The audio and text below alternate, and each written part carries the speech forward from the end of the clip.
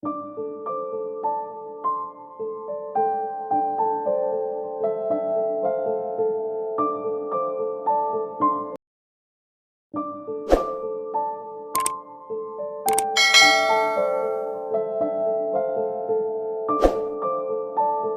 was arranging my wardrobe recently, and that's when I thought I could share some useful tips on how to shop less, and almost immediately and independently from my own thoughts I started surfing the web, and that's when it hit me. So during that time I asked myself, why am I doing this? Do I need any more dresses?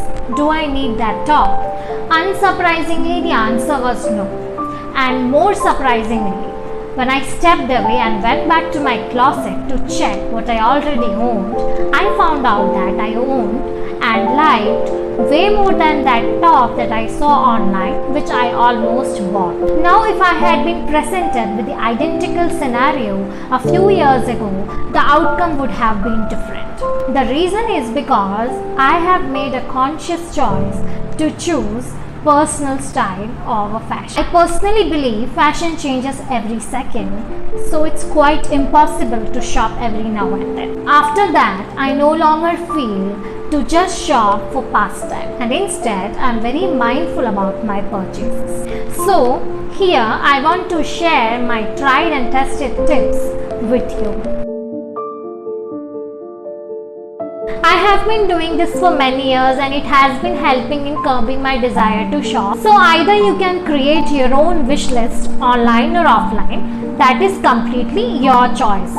They are items which I know I would love to have them in my wardrobe, and they are items which I have taken a lot of time to think about. They are colors which I know I already like, and they are things that go with everything else that I already own. So anytime I need to shop impulsively, I go back to my wish list and remind myself of all the things I have my sights on and the time and effort that I have put in to create it. Apart from that, it really helps me not to lose track of the goal, and due to this I'm less distracted by something trendy or if looking at someone who wore something fantastic. Hence I'm able to stick with my own personal style, and most importantly not going over budget by spending a lot.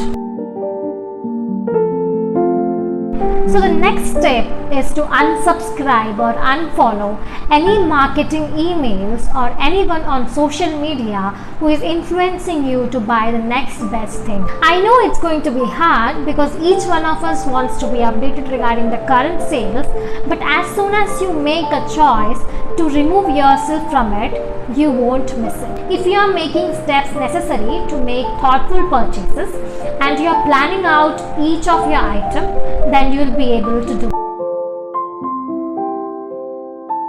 My next step is to consider blocking websites that you tend to visit frequently. For instance, Amazon or Flipkart or anything that you visit frequently. If you visit, you're gonna buy something, so you better block it. Block it on your phone, on your desktop or on your laptop, and don't allow yourself the temptation. And I find it very helpful to do that, because if you can't see something, you can't buy something. My next step is to stop browsing online. I would constantly be tempted by browsing, so I wouldn't necessarily have anything in my mind. I wouldn't necessarily be wanting to shop. But as soon as I set my foot inside a mall or a shopping center, or I browsed online, it was over. I used to find myself making impulse purchases that really didn't help me, and they weren't things I really needed, and they certainly weren't things I was going to wear for many years. So my tip is to stop browsing just for fun. So instead, redirect your energy into something else.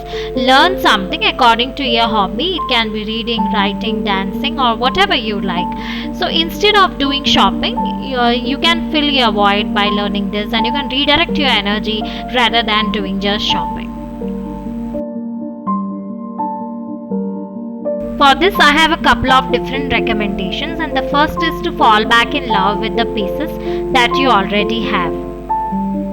So in order to do that, I prefer to go up to my closet whenever I get the tendency to shop and pull out an old favorite, something I really feel great in, and also something that has great memories attached to it. It is really close to my heart, and I really like to wear it, and I'll mix and match it with other things in my wardrobe and experiment it with different colors and pattern combinations.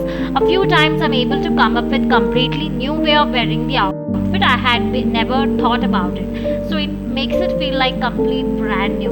So let's say if you have a hard time thinking about new ways to wear what you already love, then I have certain recommendations for you. It is by changing the way you tuck your shirt, or by tying the shirt, or rolling the sleeves, or popping the collar, something like that. I'm able to completely transform the piece feels, and I realize whatever I already want is always in front of me, and that's how I can curb my desire to shop. I'm a firm believer in personal style over fashion and advocate myself regularly for cultivating your own personal style.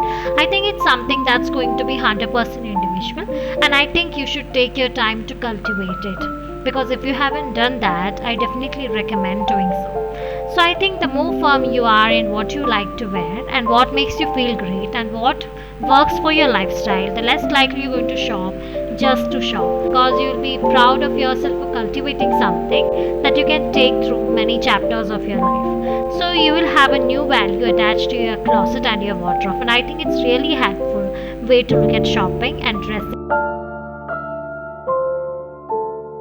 My next tip is to try a no buy spear. So what you have to do here is you will assign a certain period of time, maybe a couple of months or a complete year or maybe 15 days, whatever you're comfortable with, and during that window you're not allowed to shop.